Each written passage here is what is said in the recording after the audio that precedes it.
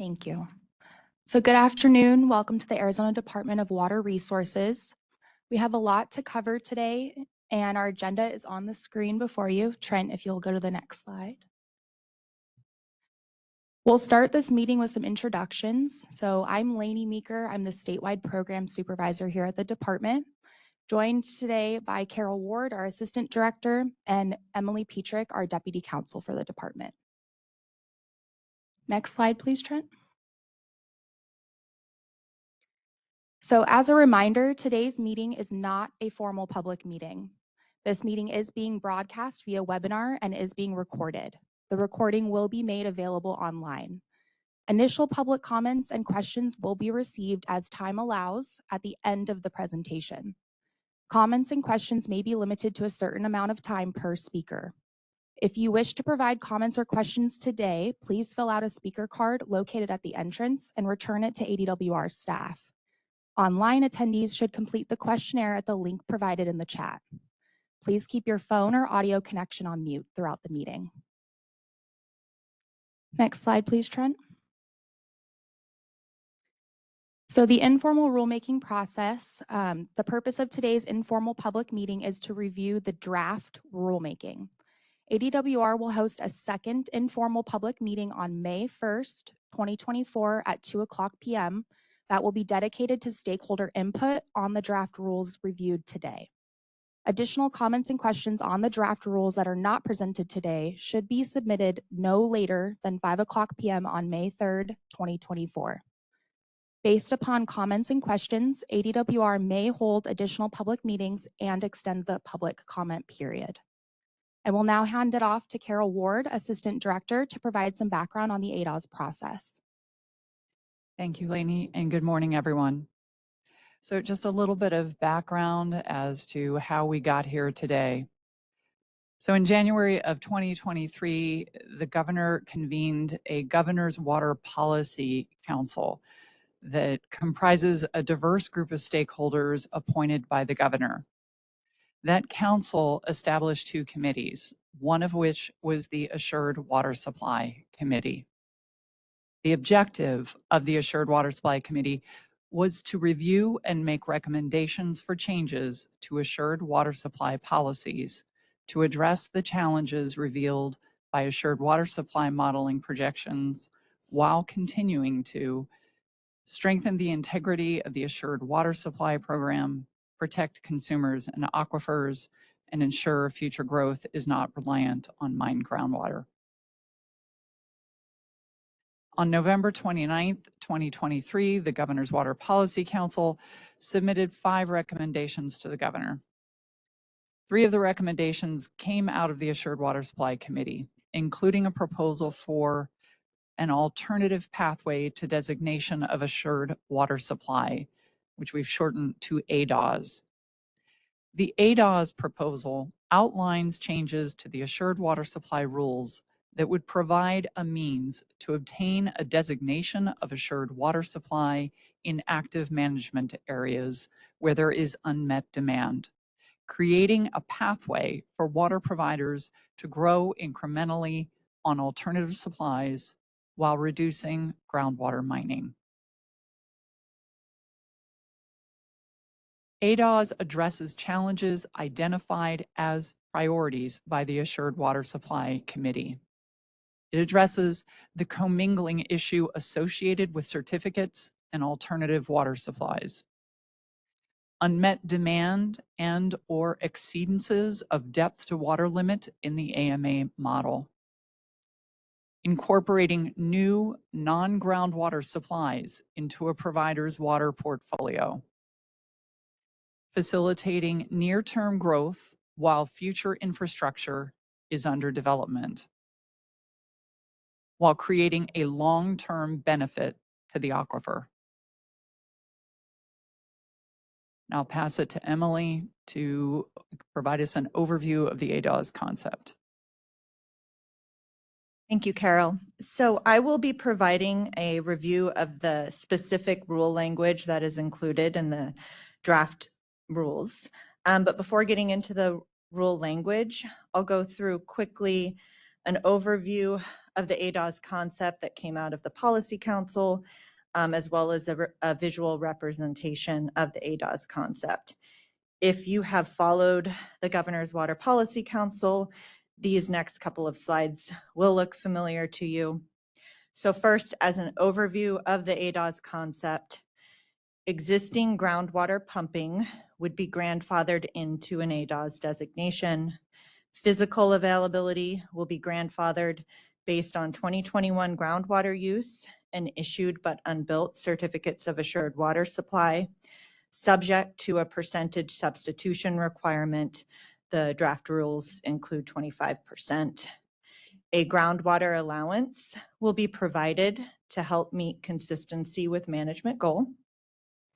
The second part of the concept is that new alternative water supplies that meet assured water supply requirements can be added to the ADAWS designation portfolio, and a portion of those new supplies will be used to substitute for existing groundwater pumping to facilitate a transition away from groundwater. The third major component of the ADAWS concept is the expedited modification. The draft rules will include an expedited modification for providers to add new non-groundwater supplies to the designation on an ADAWS or on an expedited basis. So this next slide represents how a water provider's portfolio may change over time under ADAWS. Under ADAWS, a water provider will be able to grow on alternative supplies while reducing its reliance on groundwater. And essentially, as alternative supplies are included in the portfolio to support new growth, a portion of those supplies will go towards reducing existing groundwater use and reducing reliance on groundwater over time.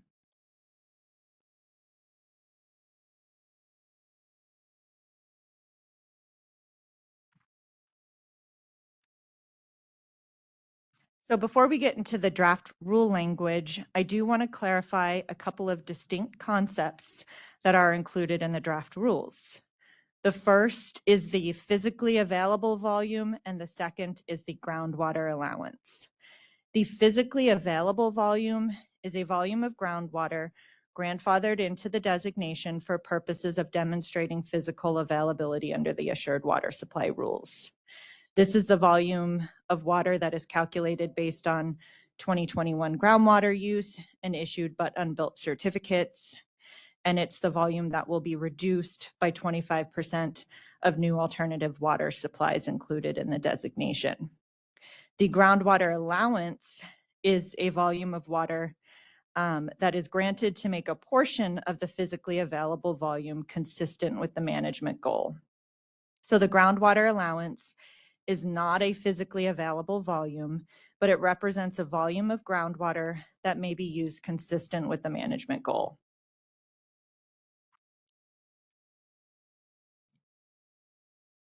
So now we're going to get into a review of the draft rules that were posted on the department's website.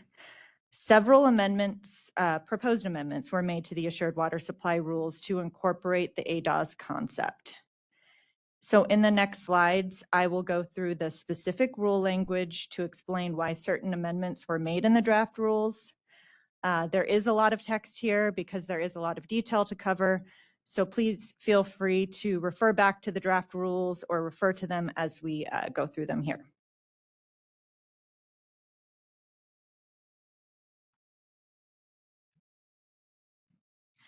So the first amendment that was made includes Rule 1215-710H, which provides the calculation for the physically available volume.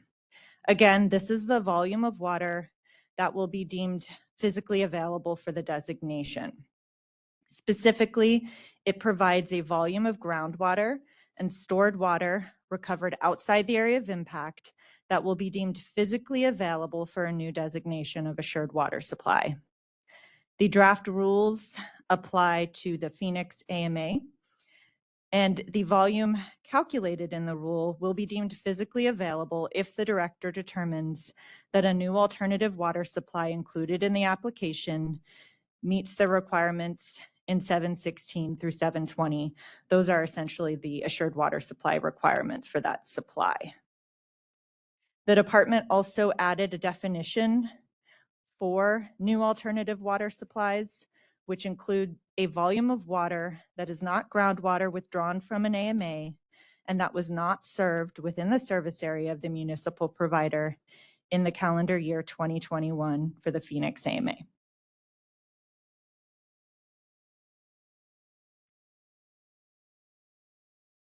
So Rule 710H provides a specific calculation for calculating the 100-year deemed physically available volume, which I will go through here.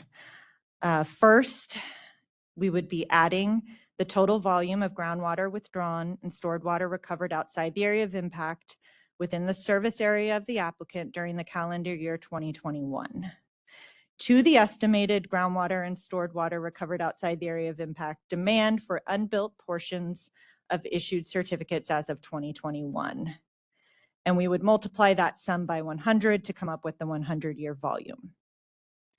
Then we would multiply 25% of each new alternative water supply included in the designation by 100. And we would subtract that volume from the total volume calculated in number one, which is basically the existing groundwater use and issued certificates. So again, the intent here is to calculate an initial groundwater volume based on current uses, but to reduce that volume by 25% of new alternative water supplies included in the designation. And the resulting volume in this calculation is the physically available groundwater volume that may be included in the designation.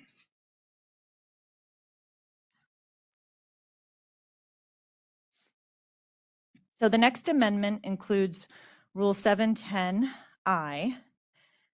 This language still relates to this physically available groundwater volume and provides specifically how that volume will be treated in a designation modification.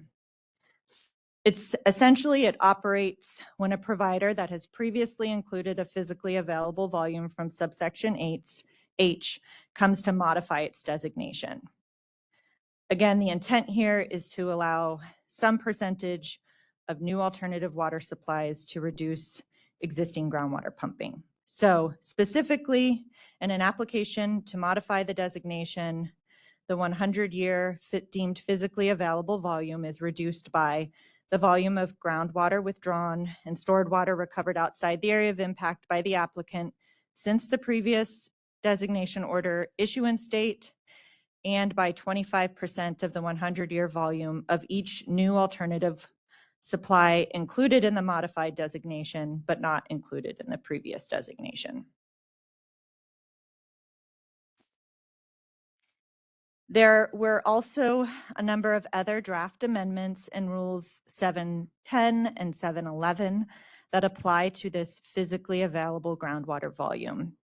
The first is Rule 710J, and this rule provides that a designation that includes this deemed physically available volume shall not include any additional sources of groundwater withdrawn from the AMA or stored water recovered outside the area of impact. Rule 710K provides that a designation that includes a deemed physically available volume under H or I shall be enrolled as a member service area with the CAGRD. The goal here is to ensure that a portion of previously unreplenished groundwater pumping within the service area is replenished.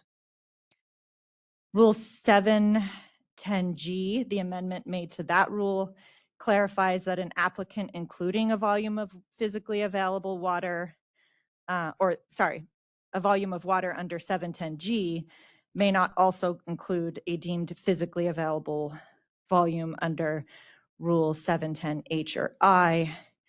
The reason for this amendment is that 710G applies to currently designated providers that previously demonstrated that the groundwater in their designation meets assured water supply requirements, including through hydrologic modeling. So this clarifies that the ADAWS rule is separate from Rule 710G. And then there was an amendment made to Rule 711D, which provides that a designation that includes this physically available volume under ADAWS shall be for an initial term of no greater than 15 years.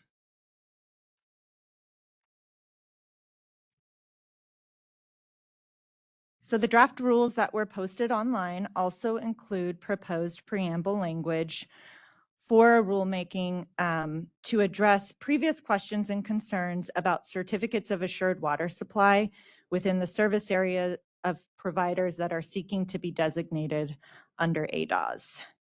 And this preamble language clarifies that groundwater associated with issued certificates of assured water supply is used as a metric for calculating the physically available volume, but the rules do not include or provide for any transfer or pledging of those certificates. In the event the designation terminates or expires, any certificate previously issued in the service area would remain in effect. This is the same view that the department takes of certificates that were subsumed in a designated provider service area under existing rules.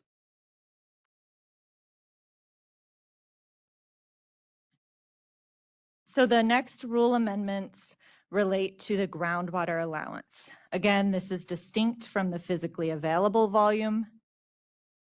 A groundwater allowance may be used to demonstrate that a portion of the physically available groundwater volume is consistent with the management goal of the AMA. Rule 724A4 provides that applications that include a deemed physically available volume may select one of two calculations for the groundwater allowance as long as the volume does not exceed the applicant's 2021 unreplenished groundwater deliveries multiplied by 100. The resulting volume will be added to the groundwater allowance for each issued certificate of assured water supply in the service area. The department also included a definition for unreplenished groundwater, which is the volume of groundwater withdrawn within the service area of a municipal provider after subtracting the groundwater used consistent with the management goal. The goal of this unreplenished volume language is to ensure that under either calculation for the groundwater allowance, a provider does not receive a groundwater allowance that is greater than the volume of its current unreplenished pumping. Again, the goal of ADAWS is to ensure that some of the providers' previously unreplenished groundwater pumping will be replenished under this concept. So Rule 724A4 provides two calculations for a groundwater allowance. These two options are proposed because water providers' existing portfolios are very different in terms of supplies that are currently being used. So based on the department's initial evaluation, these two calculations provide options and equity to providers, but also ensure that some of the existing unreplenished groundwater pumping is replenished. So the first calculation is either multiplying 30 by total groundwater deliveries during the calendar year 2021 to customers not enrolled as memberland in the CAGRD, or to multiply 20 by the total water deliveries from any source during the calendar year 2021 to customers not enrolled as memberland in the CAGRD. That the applicant, once it selects one of those calculations, would then add the remaining groundwater allowance for each issued certificate of assured water supply that is or will be within the service area of the provider.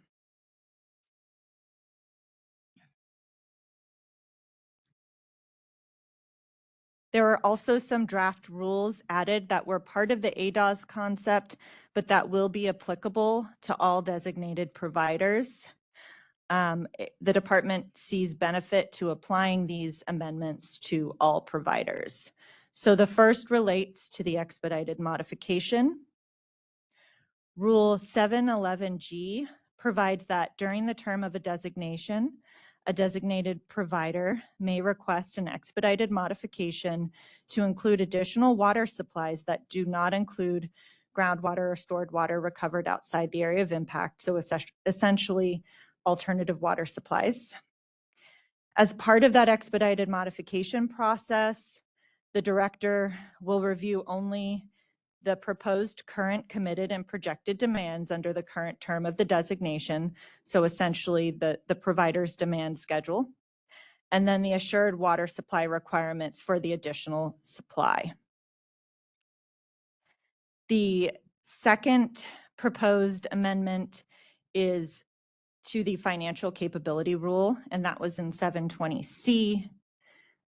Essentially, what the amendment to 720C does is it provides the same flexibility that currently exists for city and towns to private water providers, and it allows an applicant to demonstrate financial capability if it has submitted evidence demonstrating that financing mechanisms are in place to construct adequate delivery, storage, and treatment works in a timely manner.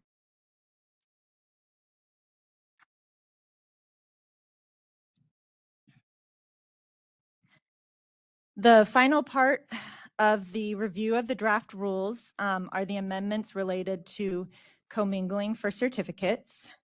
This is an issue, of course, that has been brought up previously by stakeholders as well as the Governor's Water Policy Council. And so the department has included draft rules for commingling for certificates to flesh out that concept and to seek input from stakeholders.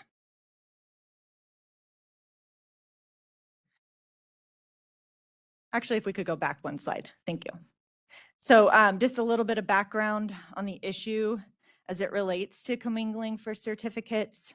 Currently, an applicant for a certificate, including an alternative water supply delivered through a provider's commingled system, must demonstrate the physical availability of any groundwater delivered through the system. The reason for this is in areas with projected unmet groundwater demands for existing assured water supply determinations, a new subdivision served by a commingled groundwater system would be impacted by those projected unmet groundwater demands. So a quick overview of the draft rule as it relates to commingling for certificates. It is applicable to the Phoenix and Pinal AMAs. It is time limited, and it is intended to allow for development to move forward with alternative water supplies until the provider obtains its designation.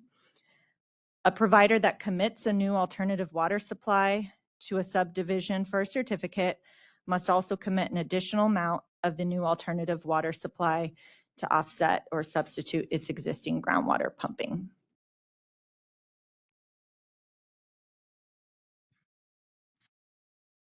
So the amendment that was made to the department's rules for commingling for certificates is in Rule 704N, and I will go through that specifically here. First, the proposed amendment states that commingled groundwater or stored water recovered outside the area of impact will be deemed physically available if all of the following apply. First, the application includes a proposed source of supply that is not groundwater or stored water recovered outside the area of impact at a volume equal to the estimated water demand for the proposed subdivision that is committed to the proposed subdivision. Second, the proposed source of supply is a new supply that was not served within the service area of the municipal provider in 2022. The reason for this requirement is to ensure that a provider is not just shifting existing alternative supplies to new certificates, but to ensure that is including new supplies, a portion of which will be used to reduce existing groundwater pumping.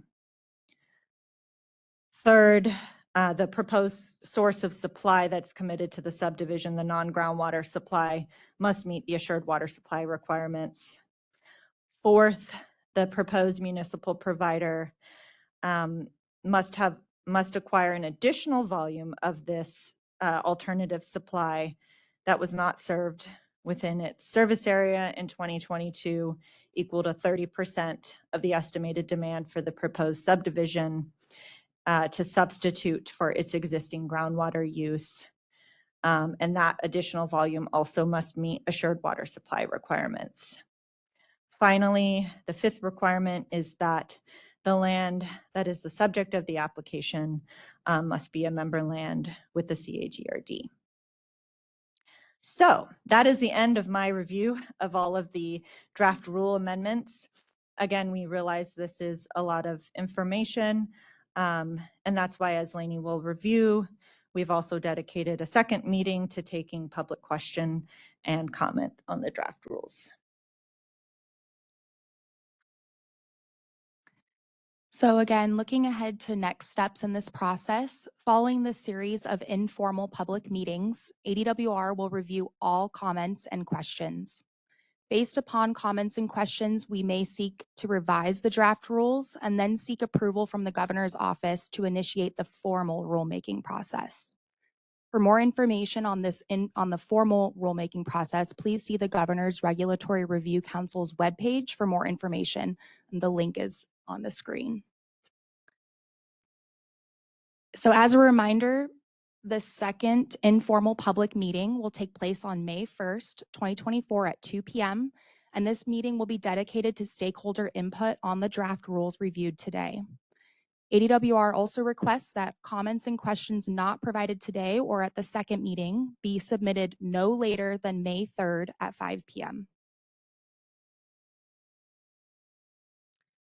So it looks like we do have some folks signed up to provide comments and questions today. So going over these guidelines, to ensure that everyone who wishes to have the opportunity to ask a question or make a comment, ADWR may limit time for each speaker. Larger groups wishing to present the same message are encouraged to designate a single representative. If you have not already done so and wish to speak, please fill out a speaker card either virtually or physically and return it to ADWR staff. Please come to the microphone at the podium to ask your question, and this will allow those on the webinar to hear and participate fully. We'll be calling people up in the order that we received cards, alternating between those in person and online.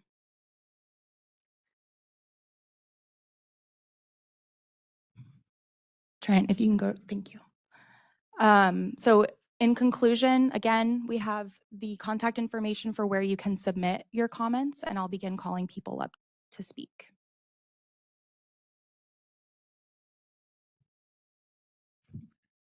Thank you, Shauna. First is Craig McFarland.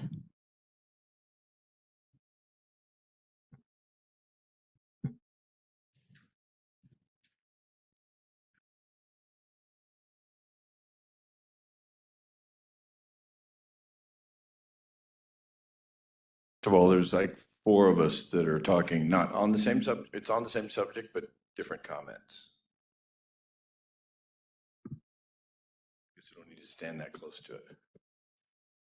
Well, first of all, my name is Craig McFarland. I'm the mayor of the city of Casa Grande.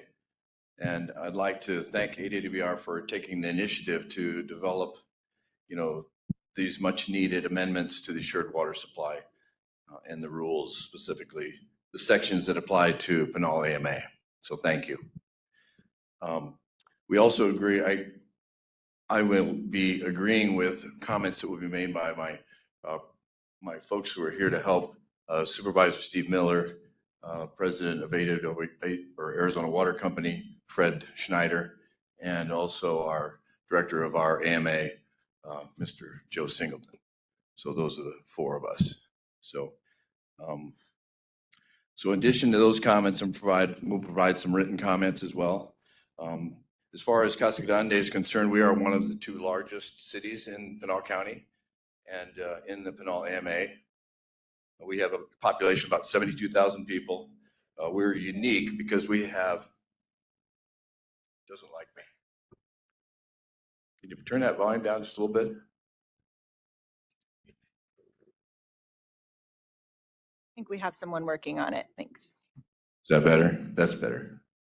Okay. We are, like I said, we're unique in that we have that. I don't think it likes my. Anyway, we are unique in that we have a designation, and we also have a water company that uses certificates of assured water. So we deal with both types of systems, and we are the holder of the designation. The city is, and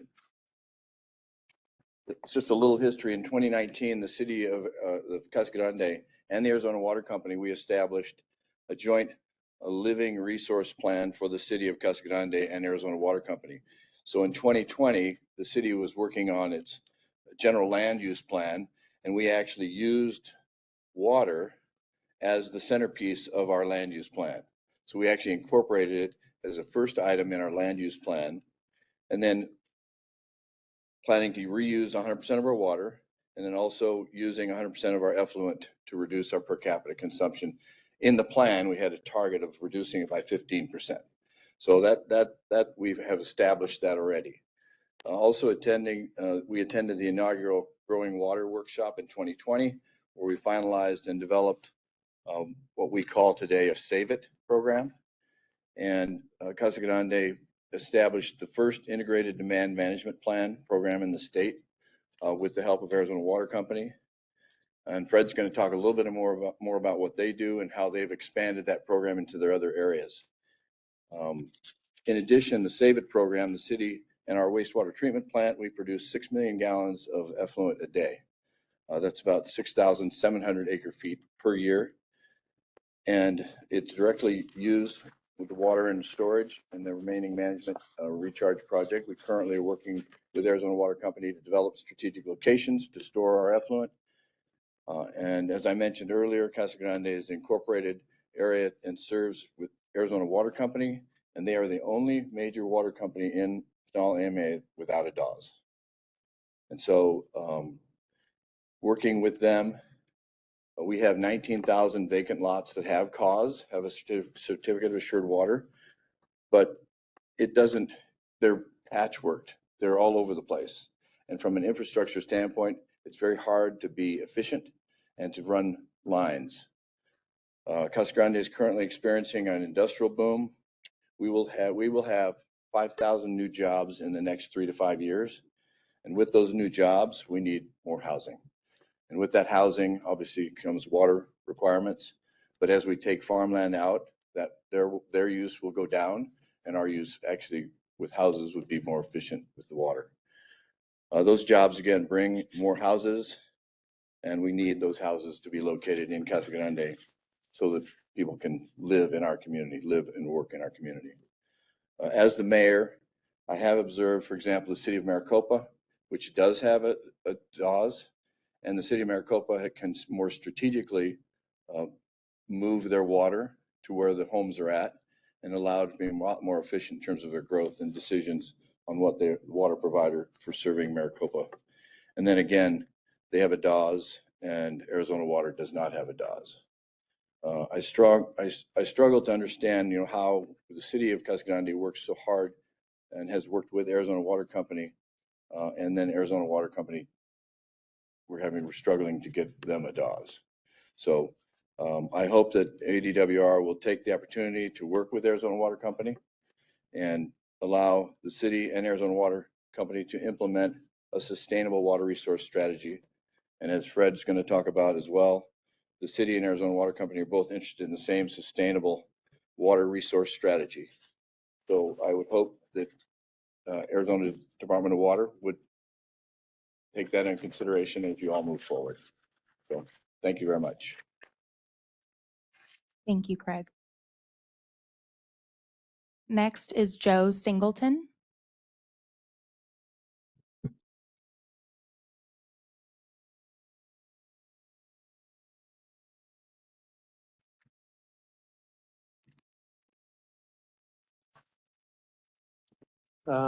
Thanks for having this meeting, and thanks for letting me speak today. I'd also like to thank Mayor McFarland for trying to give me my old job, but I am no longer the AMA director of the Pinal AMA. I had that job until DWR closed statewide offices, and I have the scars to prove it. So I am now the Executive Director of the Pinal County Water Augmentation Authority, and our membership includes the City of Casa Grande and Arizona Water, as well as 9 other board members.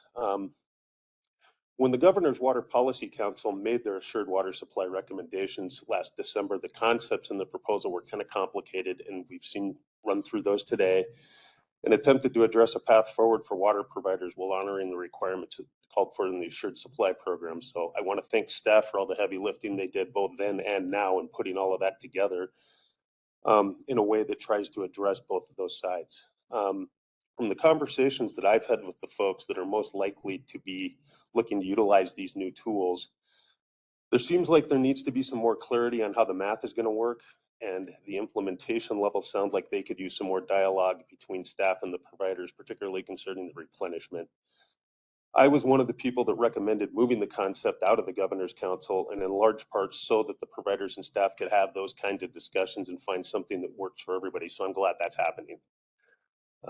That said, I do work with Pinal AMA water users, and this draft doesn't necessarily provide them the same options it looks like it provides the Phoenix AMA providers. So I would ask the department to explore a Pinal outlet that provides for similar opportunity as is being afforded to the Phoenix providers in this proposal.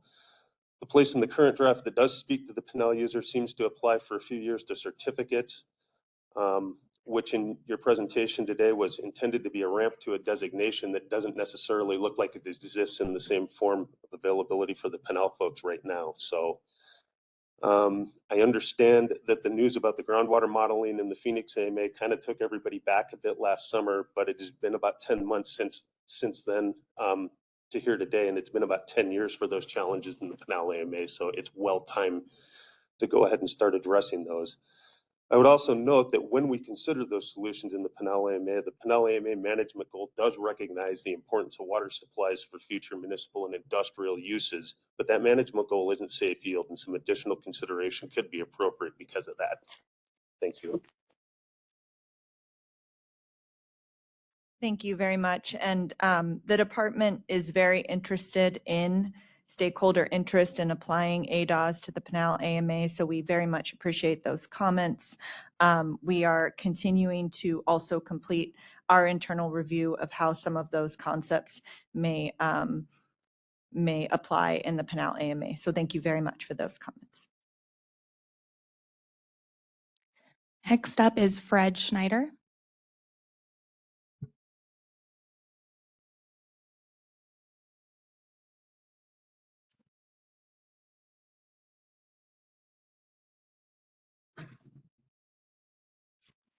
Good afternoon. My name is Fred Schneider, and I'm president of Arizona Water Company. I too would like to thank the department for all their hard work that they've done in developing some initiatives and amendments to the Assured Water Supply Program to allow a modified or alternate designation process. Today had a lot of information and a little time to digest all that before I can provide more substantive comments on the proposal. I would in fact go as far as saying that the commingling process that has been proposed may actually work in getting a jump start on development down in Pinal. But we need to make sure that Arizona Water Company has a reasonable path forward so as not to return to relying on groundwater, but to have a sustainable water supply. I also very strongly agree with what Mayor McFarland and Joe Singleton provided today.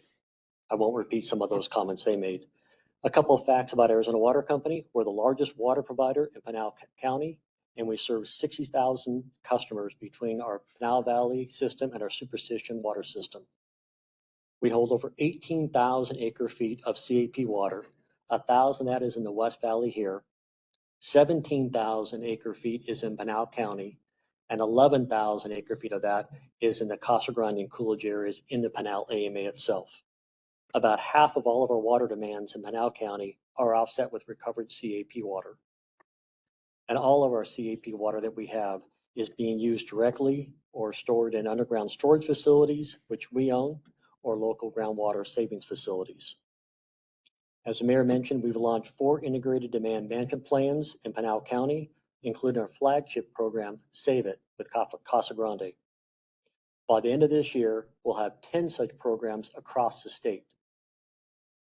Arizona Water Company and Pinal County Water Augmentation Authority collectively have paid more than 80% of the costs associated with the modeling work, demonstrating that their assured water supply, water, municipal uses, long-term storage credits, which are considered unmet demands in the Pinal AMA, can actually be met.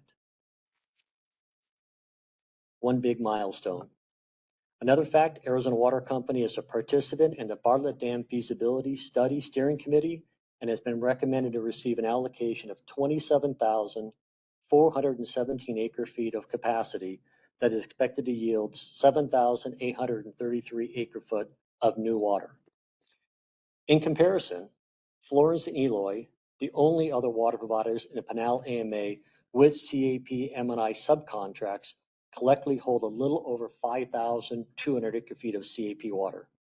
And I'll point out most, if not all, that water is stored in the Phoenix AMA, not the Pinal AMA. You might wonder why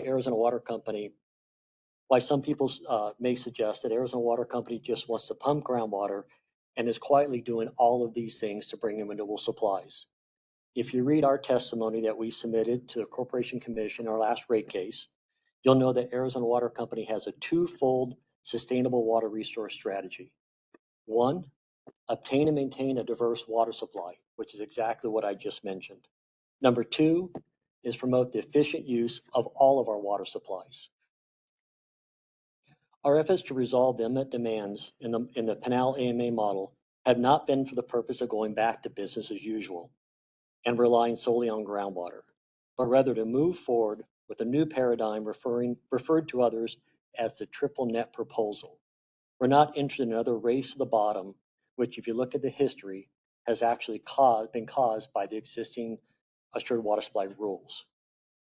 What Arizona Water Company is missing, is the flexibility to manage our own water supply in a way that supports our sustainable water strategy, which I mentioned, which we believe is consistent with responsibly managing all water supplies, including groundwater, for the communities we serve.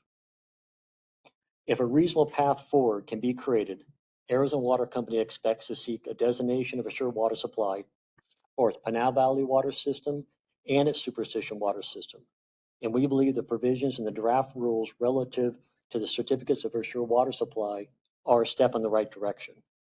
We seek to meet with the department, as you had mentioned previously, to develop a path going forward strategy which is consistent with our sustainable water resource strategy and the assured water supply rules.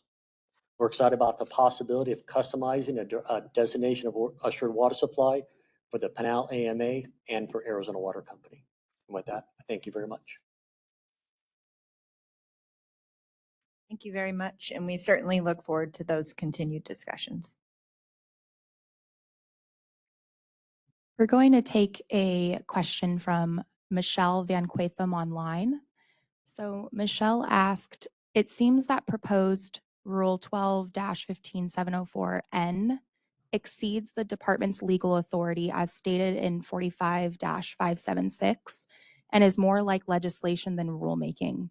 Does the department intend to seek legislation to authorize the addition of 704N to rules? So Rule 704N hasn't been included as a proposed rule. Thank you for the comment. The department will continue to review any comments related, of a legal nature as it goes through this process. One thing I do want to point out that is somewhat related to this comment in terms of imposing additional requirements, the draft rules both for commingling for certificates and for ADAWS do not change existing assured water supply requirements. Applicants may continue to apply based on current assured water supply rules. Obviously, as we've identified, there may be challenges in certain AMAs for meeting those requirements, but the draft rules do not change existing requirements. They provide additional pathways forward for development. Thank you, Emily. And there's a second part to Michelle's question.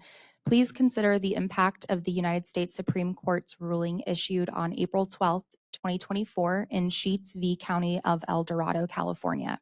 It is my understanding that case requires that any requirement i.e. the extra 30% in 704N, are impermissible unless there is a rough proportionality to the proposed development.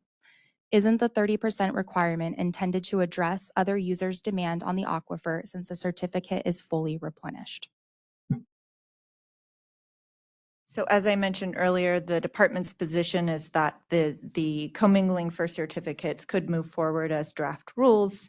And, you know, as always, we will continue to review all questions, comments of a legal nature as we go through this informal process. Thank you, Emily. I'll now call up Alexandra Arboleda.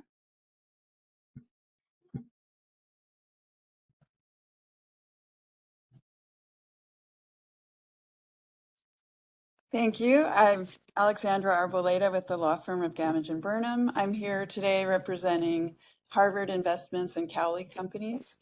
And I'll keep my comments fairly brief, but as some of you know, I've been working on Senate Bill 1172 and House Bill 2647 that pertain to physical availability exemption credits.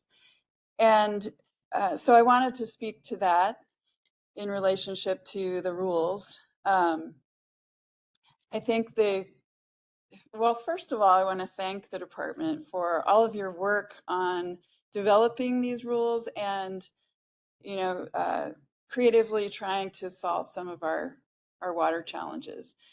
I see the physical availability exemption credit bill and hopefully law as an important piece of our water management future. I think that it's a win-win for Arizona. It reduces groundwater pumping, it will create new effluent supplies, and at the same time, it'll be 100% replenished, the new pumping.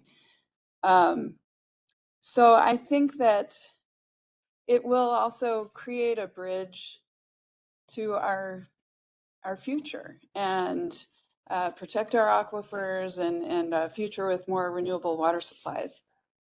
So what I'd like to see is that concept incorporated into these rules.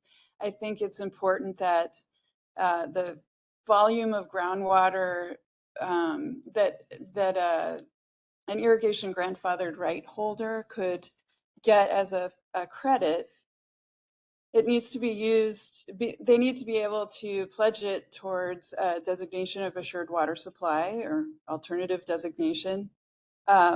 In addition, the rules about the expedited review process, I think it's important that that review and modification process apply to the physical availability exemption credit. And in addition, the commingling proposal, and I think the way that they're drafted right now, they don't account for the physical availability exemption credit volume of groundwater. So I would like to request that in future drafts you incorporate that. So thank you. Thank you, Alex. The draft legislation that you've referenced has not passed yet, but we will certainly consider those comments as we proceed with this informal process. So thank you. Next up, Doug Dunham.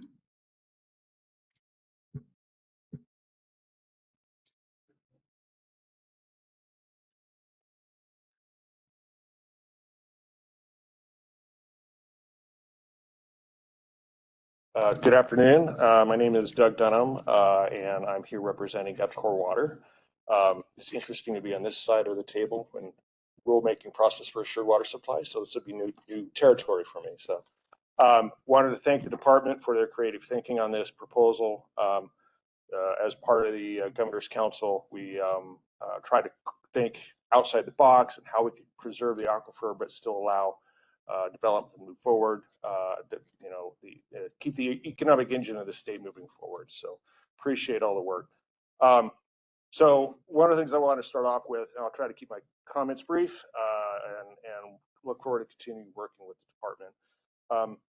As you know, it was just mentioned, there are several statutory provisions, modifications that are being proposed down at the state legislature. So it's going to be very difficult to judge how this particular set of proposals will nest within under the foundation of the statutory language, which all of this is built upon. So it's going to be dependent on where a lot of this ends up. There are some key provisions that are being proposed that will be very dependent on whether this proposal can actually function, including how it dovetails with the GRD, et cetera. While we continue to support this moving forward, I do have to mention that we do have some concerns, especially on what I'm calling the tax for the water provision. Thank you for the glare. While I want to remind the department this simple act of becoming designated, we stop the groundwater mining. Everything has to be consistent with the goal. And it permanently stops all future groundwater mining within those provider service area. And this is not an insignificant victory for the department and for the aquifer. For our particular systems we're looking at, that represents at least 60% of our current demand. That's not a small win. Lastly, regardless of ideological drivers, et cetera, we still must consider both economic and political realities. If the process, the cost of doing this to get designated is so onerous, these won't get done. Every city out there has a council, town, city council they have to answer to. We have to answer to the Corporation Commission as a private utility. If we cannot justify these costs and they are too much, there's no way that these elected officials are going to approve those massive impacts to customer base. And these are people. This is not something theoretical. These are people paying their water bills every month. And with that, I'll reserve time to submit written comments to you and look forward to keeping hashing these out moving forward. Thanks. Doug, I just wanted to say thank you for all your input into this proposal, and we look forward to continuing to work with you on this as well. Next up is John Reeder.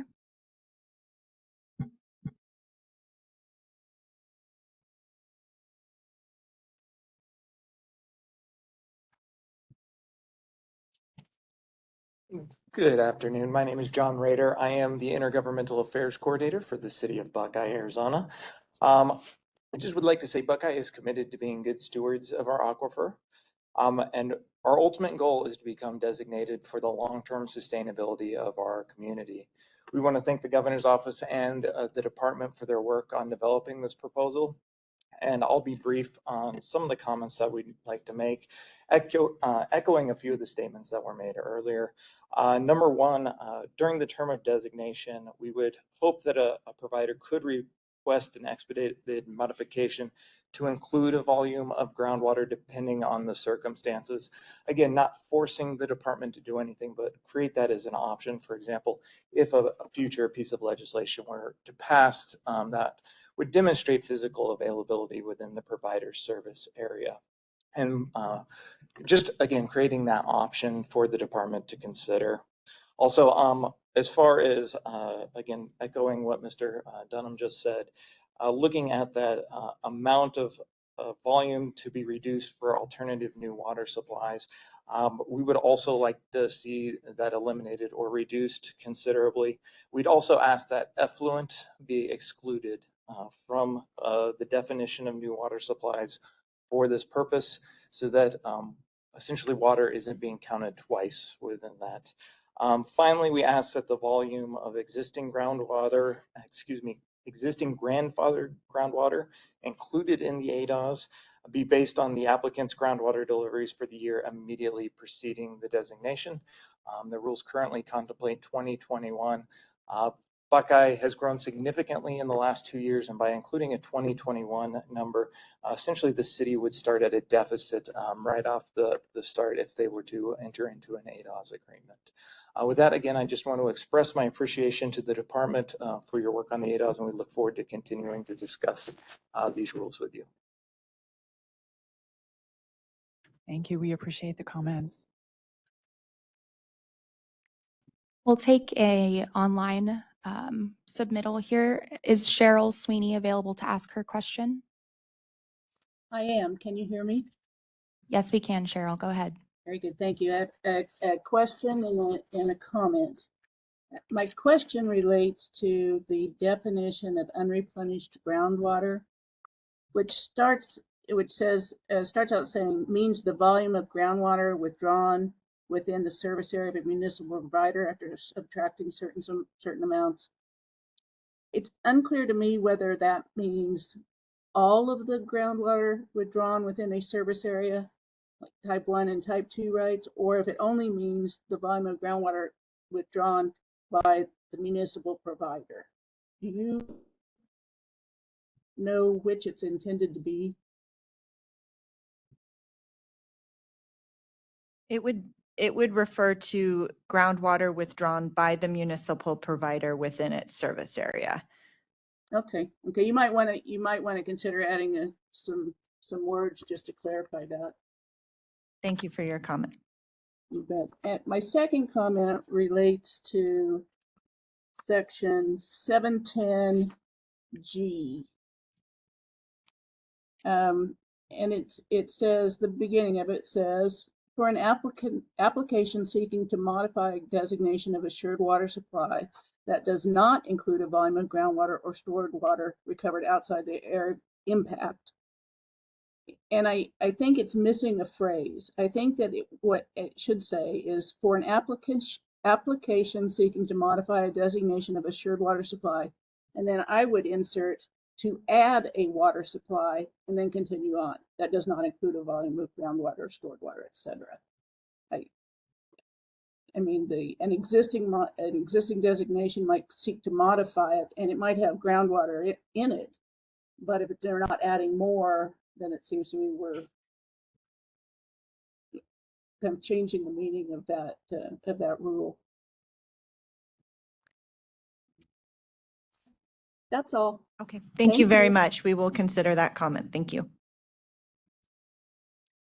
Thank you, Cheryl. I also wanted to see if Stephen Miller online was available to ask his question or make a comment. I am. Can you hear me? We can. Go ahead, Stephen. Thank you. First, I just want to thank the department for taking the initiative to let's move forward and look at possible tools in the toolbox of modifying these rules and to be able to move forward. So it's a great step, and I really appreciate that effort. I won't repeat what my other three colleagues really had brought forth about the need and the efforts that have been put forth by Pinal County and its residents and the water suppliers or water providers down there. I do want to point out, though, that I sit on many water committees and have worked tirelessly over the years to find legislation to move this forward, to move Pinal County forward to be able to obtain certificates of assured water in the future. We spent lots of money working on a solution through New World's Matrix, which I think is very, very detailed and has a lot of good information that'll give us a baseline to move forward. We do not want to go back to the old ways of issuing certificates of assured water. We will not do business as usual. It will be a new path and a new process in the future. We see a multi-pronged approach. A third, and a third is one of the things I use in a lot of speeches. Don't know if those numbers will actually be in those percentages, but there is a solution out there. And I think by using this rulemaking process, amendment of the rules, we'll be able to find some solutions. Again, we've spent a lot of time and money in trying to come up with solutions, and we look forward to working with the Department of Water Resources to find a solution for Pinal County in the future. I'll leave it at that unless anybody has questions. Thank you, Stephen. We appreciate your comments. I'd like to call Paul Bergelin up to speak. Thank you.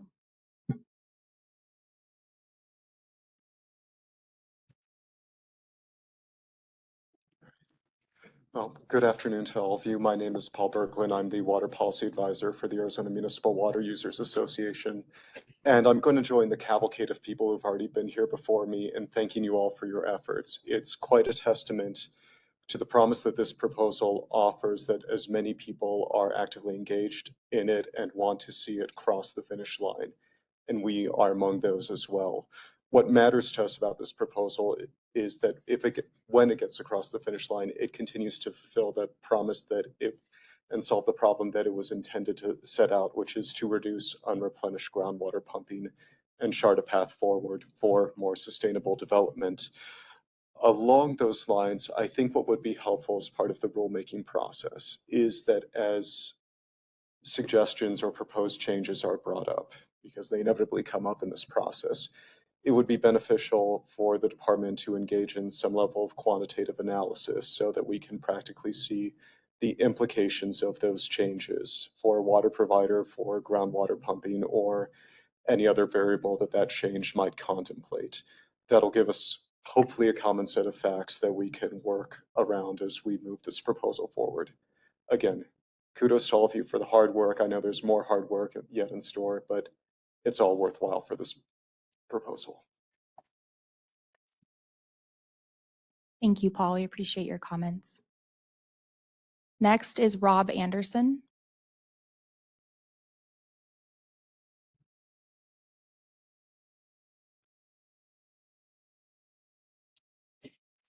Rob Anderson, law firm of Fenimore here in Phoenix.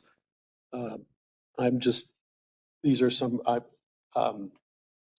as you know, we've had a number of clients that have participated in the process to date, and have had a number of critiques of the rules. We're going to take advantage of the further comment period that you're offering up and the further meetings to actually make some substantive comments. What I wanted to do is, first of all, thank you for putting this on, that on, for all of the work you've done. I can confidently say that DWR staff have put a huge amount of effort into all this, and it's appreciated. I just had about 4 or 5 questions that I wanted to run by you just to clarify, because I'm getting asked these same questions. So let me first start with the certificate thing. The commingling issue, you heard Michelle Von Quantham's concerns. We've repeated them about this obligation to bring additional water. Why is there a difference between the 30% under the certificates and the 25% under the designations? Was there a thinking rationale for that? Yes, thank you for that question, Rob. The intent of the commingling draft rule is to provide a pathway for development while a provider is working to obtain a designation of assured water supply. It is time limited, and it does include a higher percentage offset, the 30% versus the 25%. And as compared to ADAWS. And that is because as compared to ADAWS, it will not as significantly reduce groundwater pumping within the provider's service area. And that reason is because non-assured water supply pumping, unreplenished pumping, can still continue to occur in an undesignated provider service area. So what's the certificate holder's obligation for that unreplenished groundwater? So this is the percentage offset relates to being able to make a determination that that volume of water can be deemed physically available. And in outside of ADAWS, when the provider is not designated, we think that a higher percentage is necessary to justify that, because it will not as significantly reduce groundwater pumping within the service area. Okay. Related question, you said time limited, and I think the date in the rule is June 30th, 2027. Is that time to opportunity for the water provider to get designated, or? Correct. That is to provide an initial pathway before the water provider obtains that designation. Okay, moving on to the designations. The gentleman from Buckeye made this point, but I want to go backwards. The rule uses 2021. We had the model released in 2023. We had the moratorium declared in 2023. We had the ADAWS concept developed through the Water Policy Council in 2023. And I'm just wondering why 2021 is our benchmark year as opposed to maybe a reset for 2023, which would be more justifiable given the number of things that have happened. So we are considering and taking comments in terms of the pumping year. The 2021 year was used as part of the Governor's Policy Council because that is the year of groundwater pumping that was reflected in the Phoenix AMA model. So that was the starting point during that process. The department will need to continue to look into using different pumping years. Using different pumping years may affect providers differently, depending on the volumes of groundwater that they pumped in any one year. In addition to that, using 2023, it may be premature to use 2023. Those annual reports were just submitted, and it will take some time for the department to review those before we can completely review those reports. That being said, we're taking comments on the pumping year, and so we do appreciate that. Well, you've also appreciate that, Emily. You've also, as you know, many of the stakeholders have been working on model updates, and that the situation portrayed in the Phoenix AMA model from 2021 is not as dire as it appeared in our view. Okay, so let me move on. Two more questions. One is just the mechanics of this unbuilt certificate volume. And I appreciate the fact that the preamble says that the certificate remains in place. Does that mean that the water provider will need to plan for a volume of committed demand for that certificated area, or is it free to use the water in any way it wants to? And the basis for the question is that many of these certificates are not platted lots, and the way that the designated providers calculate their committed demand is by platted lots. So it's entirely possible that you get to the end of the designation and you have not platted lots under a certificate, and now the certificate comes back to life. So is there some thought about how that's supposed to be managed, or is it something up to the water provider? So I guess I'd need to look into that to the extent a certificate would not be associated with a recorded plat.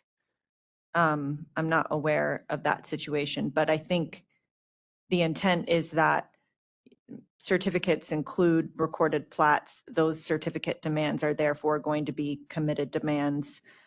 The volumes of those committed demands may have changed since the date those certificates were issued, right? The volumes associated with those certificates. So that could be different.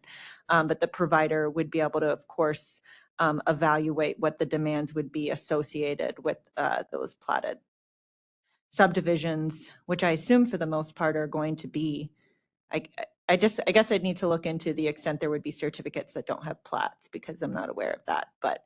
There are certificates that don't have plats. Okay. Okay, last question. Could you just describe a little bit more in detail the expedited review and what is left out of the expedited review when you're adding water to a designation? Because it looks to me like, well, it says expedited, there's still a whole bunch of things that you have to look at. And anyway, if you could just clarify that point. That's my last question. So under the current assured water supply rules, when a water provider comes in to modify its designation, the department reviews all of the supplies and all of the demands included in the designation. The one exception may be the 710G, the groundwater rollover volume for current providers, but otherwise the department reviews everything in the designation.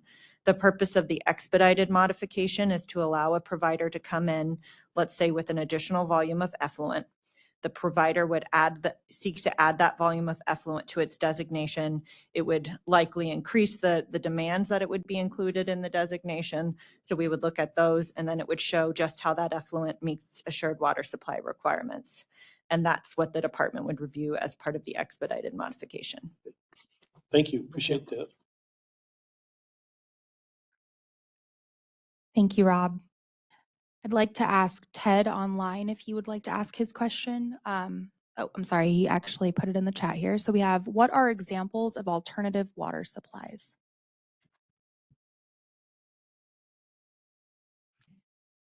So some of the, one of the examples that we've discussed a lot previously is effluent, and that would be stored, it would need to be stored and recovered within the area of hydrologic impact, or treated and directly delivered to the extent there is the non-potable demand for that type of effluent.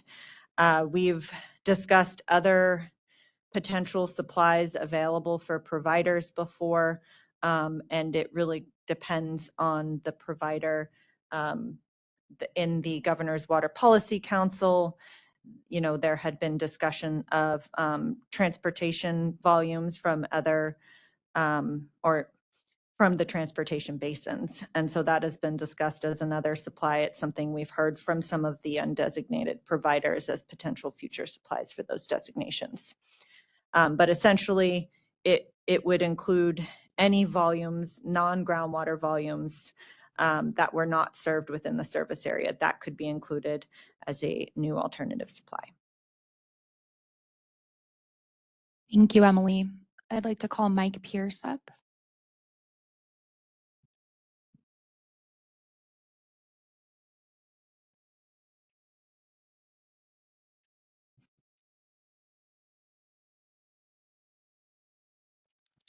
Good afternoon. My name is Mike Pierce. I'm with Gamage and Burnham and representing perhaps too many different clients in this process. But speaking on behalf of several, the first point I would make is that there are bills pending in the legislature that have a very direct bearing on the success of this program.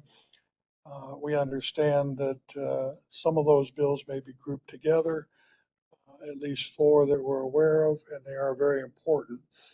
It may be difficult to evaluate the feasibility of the ADAWS for any given provider, not knowing whether those supplies will be available as represented by those bills. And I think there may be a timing issue between when these rules are sought to be adopted and our knowledge about what the law actually is or will be with respect to some of those supplies. And make particular reference, as my law partner Alex Arbolito said, that the way the rules are written today, they seem to prohibit any new interjection of groundwater into the alternative designation. And I think that rule should have to bend at least for the physical availability exemption credit.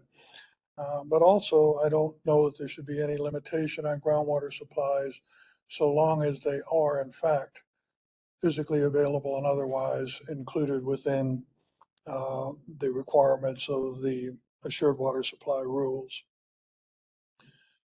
I'm also very interested in and have tried to make a study of the last several months of what the water portfolio of a designated provider will look like. And I know that we've had many conversations about this very subject. It's not an easy question to answer. But the thing that comes through in all the discussions I have is that the water portfolio is going to be key. The providers that I work with have pent up demand for subdivided development. They are looking for relief not only just in the next year or two, but over a pathway of, say, the next 15 years that justifies the expenditure of significant capital for infrastructure improvements. So look at the base supply, and I'll echo the remarks that for some providers, 2021 is starting as a deficit. For other providers, it works out pretty well. So we need to have some flexibility in that addresses the base supply for each provider based on their own unique circumstances, and not a hard and fast date as appears in the rules as they're currently drafted. Beyond that, we need to look ahead towards the introduction of additional supplies and when they will come online. That is going to take some time, perhaps several years.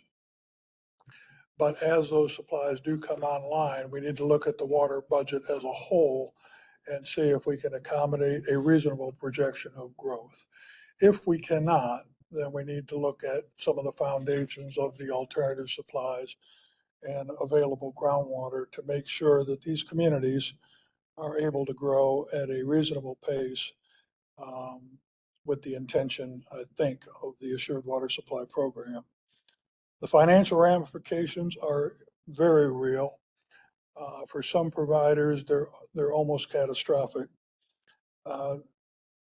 One of the bills that we're relying on is the Senate Bill 1181 that allows member lands to stay member lands. That takes care of part of the problem, but there is also a lot of what's been called legacy pumping or residual pumping, that becoming a member service area transfers an economic burden to the municipal provider overnight that did not theretofore exist. And it also transfers a burden of replenishment to CAGRD overnight that did not theretofore exist. That is a very major shift in responsibilities for both the provider and the CAGRD. And we would like to explore opportunities to maybe ramp that up or limit it in some way so that that burden doesn't come on all at once. Overall, the alternative designation, or whatever it might be called, is a subject that's been talked about for the last couple of years.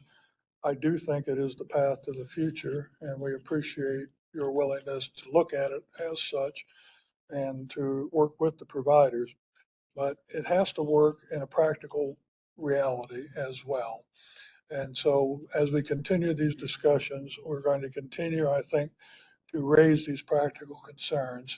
And I hope that the department will take them to heart and try and find a practical solution that will enable the providers to bring in those alternative supplies over a reasonable time frame, but to continue the economic development in the near term that is the economic engine to create the capital that actually is going to produce those supplies. Those two are inextricably intertwined, and they must be balanced in this approach to move forward with the alternative designation. So thank you for the time, and we'll continue to work with you as allowed.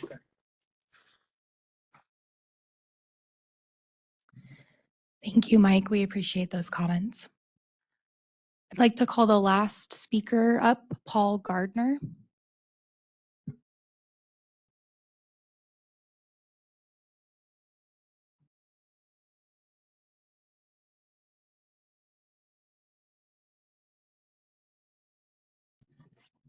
Good afternoon. At least we don't have dinner we're waiting on, or dessert, so I'll be brief on my remarks. Paul Gardner with the town of Queen Creek. We really appreciate the governor's office and the department for working on this. This is something that the town has been wanting to see for about 4 or 5 years. We weren't bright enough to call it an alternative designation. We were calling it a hybrid, but alternative is much better.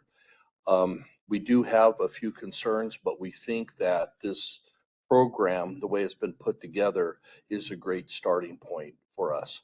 We have ran many variations of seeing what the cost will be for us, depending on, again, as other speakers have said, both 1172 and 1181 are very important to us on allowing this to move forward. We also like to thank CAGRD for all of their input and for working with us as we move forward. I think the department's been quite generous on what we call the groundwater allowance. We'd like to see some more generosity for us, but we'll work with the department on that. We don't want to call it a tax, but when I go to Mexico, we call it mordida, what we need to pay for new resources as we bring it in. We think that for some of our sister communities and that may be a little high on some of it, but I think it's something really to discuss and to continue to move forward on. And so we appreciate the department on that.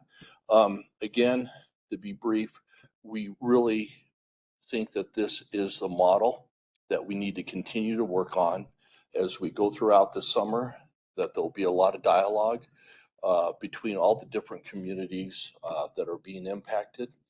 And as the legislation is passed and hopefully signed off on, then it'll make it hopefully clearer for all of us as we want to move forward. So again, we really want to thank the department for all the time and effort that you're putting forward on this. And we look forward to continue to have discussions. Again, we all do have councils or commissions that we have to go in front of. For us to be able to go forward, it would be very difficult to go to a council and say, oh, by the way, this is now going to raise rates by 52% or something of that nature. And by the way, here's my resignation as your water resource director. It's been nice working with you. And so we just want to be able to make it so it's a win-win for everybody. And we do believe it's here, that it can be a win-win for both the state, both the water resources for everybody. Again, just to remind our sister communities from AMWA, many of us didn't wake up Christmas Day and have a nice box with a bow on it that says, here's a CAP allocation of 10, 20, 30, 40,000 acre feet.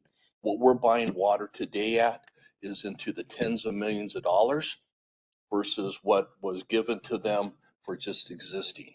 And so there are much higher hurdles that we have to come over and overcome, but we really are grateful for this opportunity to have a successful ADAWS this year. So thank you. Thank you very much, Paul. That concludes our list of speakers that had submitted a card for today. As a reminder, again, I'd like to reiterate that there will be a second informal public meeting on May 1st, 2024 at 2 p.m. that is dedicated to additional time for stakeholder input on the draft rules that were reviewed today.